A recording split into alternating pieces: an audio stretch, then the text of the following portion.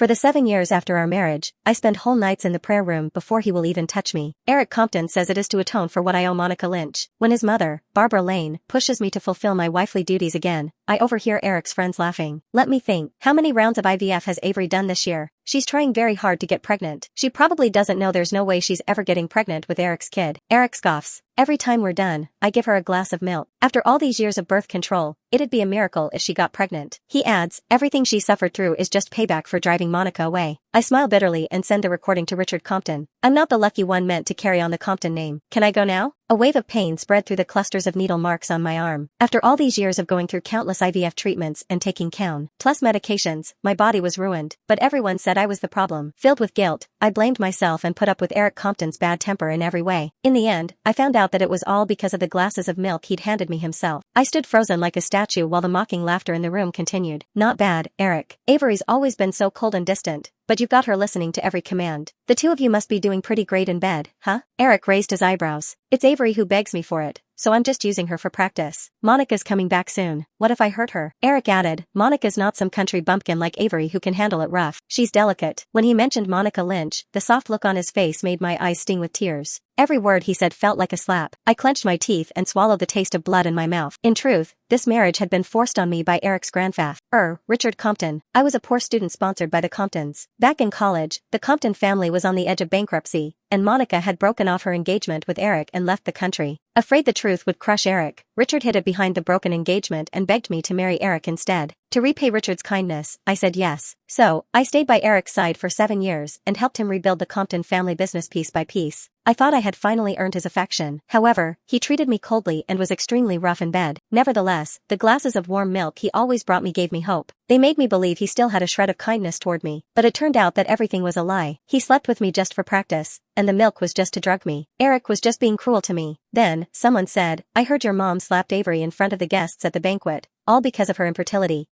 She scoffed and indifferently said, it serves her right. When she drove Monica away, she should have known this was waiting for her. I think my mom didn't even slap her hard enough. His cold, heartless words hit me hard. So, he had known all along. He knew about all the pain and suffering I went through trying to get pregnant. I was such a fool to worry that he would be upset. Alone, I swallowed all my grievances and pretended nothing was wrong. Upon looking back now, watching me suffer must have brought him nothing but satisfaction. I closed my eyes, and the last thread holding me together snapped. Just then, my phone lit up with several new messages from Richard. We're the ones who wronged you. I'll arrange for you to leave in 3 days. I dragged my tired feet home only to see my things scattered all over the floor. The moment I saw the framed photo on the ground, the color drained from my face. I picked it up with trembling hands. With red-rimmed eyes, I screamed at the house keeper, who gave you permission to touch my dad's photo? She didn't even bother to look up and coldly replied, Mr. Compton gave the order. If you have a problem, take it up with him. Her tone was full of contempt, as if I wasn't the lady of the house. After all, I was probably worth less than trash in the Compton family. Just then, a voice came from behind me. I told them to do it. What about it? I turned around to see Eric impatiently staring at me. Monica's coming back. She loves places that face the sun, so move out of your room. You'll sleep in the staff quarters. He glanced at my worn-out clothes on the floor and sneered. After all, that's the life you've always known, right? It doesn't seem like it's beneath you. Eric had always looked down on my humble background. He believed that marrying me was an insult to his status as the Compton family's heir. Marrying above one's station had always been like this. No matter how much it hurt, I had to swallow all my grievances and keep quiet. But now, I no longer wanted to put up with it. I quietly picked up my father's photo and stood up to leave. When I didn't head toward the staff quarters, Eric frowned and grabbed my hand. Where are you going? I flatly answered, since Monica is coming back, I won't stay here and be an eyesore. Eric clicked his tongue and said, at least you know your place. But there's no need to move out. He looked up and spoke like he was being generous. Monica said what she missed most while abroad was your beef stew. You can stay here for a while and cook for her. Then, he seemed to remember something and coldly added, don't tell her I ever touched you. You know what will happen if she finds out. He tightened his grip on my wrist and looked at me with a threatening gaze. I could almost taste the bitterness in the milk again, the ones he had laced with birth control. I nodded. Don't worry, I won't bother either of you. I never will again. Eric nodded in satisfaction and went upstairs. In just a few minutes, the company's styling team arrived with the latest designer suits and luxury watches. I had never seen Eric so eager or invested. He had truly gone all out for Monica. However, he'd only ever showed me his miserable and worn-down side. That night, Eric brought Monica home. When she saw me in the house staff's uniform carrying beef stew, a flash of amusement crossed her eyes. She said with fake remorse, how could I let you cook for me, Avery? You're Eric's wife, after all. Eric affectionately looked at her. To me, you're my true wife. It's her honor to cook for you. I stood there stiffly, listening to them flirt in front of me. Just as I was about to set the stew down, someone bumped my elbow. The scalding beef stew spilled, and the back of my hand turned red from the burn. Before I could even cry out in pain, Eric shoved me aside and yelled, "Can't you be more careful? What if you hurt Monica?" He gently picked Monica up and knelt in front of the couch with a frown. Then, he carefully wiped the stew off her high heels. I looked up and met Monica's taunting gaze. "Eric, is Avery mad? I only said I wanted her beef stew. I didn't mean to treat her like a maid." Her pitiful expression stirred Eric's need to protect her. He turned to me, and the look in his eyes suddenly darkened. He marched over and slammed my hands onto the shattered porcelain on the floor. "How dare you try to hurt Monica? You won't learn your lesson until you're punished, will you?" His anger didn't subside until my hands were torn and bleeding. When he saw me grit my teeth in silence, Eric froze for a moment. Then, his grip eased slightly. Just then, Monica's voice rang out, "Eric, let's go upstairs. Didn't you say you had a gift for me?" When Eric heard what Monica said, he stood up. Before walking away, he coldly said, "Go reflect on your mistakes in the prayer room. You can come out when you realize what you did wrong." He then had someone throw me into the dark room, the place I was always punished in. Right on the other side of the wall was Eric's bedroom. Inside, Monica's playful voice rang out, "Eric, I'm not hurt. Why were you so harsh toward Avery? Scaring you was her biggest mistake. Besides, she's rough and tough. Locking her up won't hurt her," Eric replied. Then, the faint rustling of clothes followed. Monica's voice was soft and sweet as she said, "Eric, you're a married man. What we're doing isn't right." Eric's tone was full of affection as he replied, "You don't know how cheap she smells. I feel disgusted just touching her. You've been the only one I've loved all these years. Don't worry, I'll make sure it doesn't hurt." Their moans and whispers slipped through the crack in the door, grating on my ears. I stared at the cross in the prayer room, wondering what I had done wrong to deserve this kind of suffering. Eric had completely forgotten about my existence. I was locked in the dark room for 3 days, and he'd spent the whole time tangled up with Monica. Meanwhile, the shards of porcelain were still stuck in my wounds, and no one had treated them. It was the height of summer too, and I could already smell the stench of rot. By the time Eric finally remembered that I was still around, I was exhausted and starving. I had even fainted several times before. When the door opened, a housekeeper dumped a bucket of cold water over me. "What's that smell? It stinks." A few of them dragged me out with looks of pure disgust. "Did you think marrying Mr. Compton means you've moved up in the world? Only a real heiress like Ms. Lynch deserves a man like him," one of the housekeepers said. They shoved me roughly into the fountain and blasted me with water from spray nozzles. Once they cleaned me up, they brought me straight to Eric. Eric glanced at me and said in surprise, "You really are tough. 3 days locked up and you're still standing. Grandpa wants me to bring you to the family banquet. Clean yourself up and don't embarrass me." Then, he tossed me a gown and frowned. "Grandpa said he has an important announcement." "What's so serious that he has to make a whole scene out of it?" I knew exactly what it was. Richard was going to end the marriage and let me go. When he saw the bit of hope on my face, Eric warned, "Don't even think about complaining to Grandpa. If Monica feels wronged, you'll pay for it tenfold." Then, just as I was about to get in the car that night, Monica rolled down the passenger side window and apologetically smiled. "Avery, I have car sickness. Do you mind if I take the front seat?" I ignored her provocation and quietly opened the back door. Eric frowned and glared at me before turning to her. "You're too kind for your own good, always worrying about others. My passenger seat is meant for you. No one else gets to sit there." At the banquet, I sat alone in a corner. All the while, I watched Monica cling to Eric as they mingled with the crowd. Meanwhile, the GoodNovel threw mocking glances my way. Still, I couldn't care less. After all, I had been a joke to everyone for 7 years. All I cared about now was that Richard would finally let me leave. Suddenly, a familiar figure appeared in my line of sight. I tensed up instantly. "Avery, how dare you show up to the family banquet?"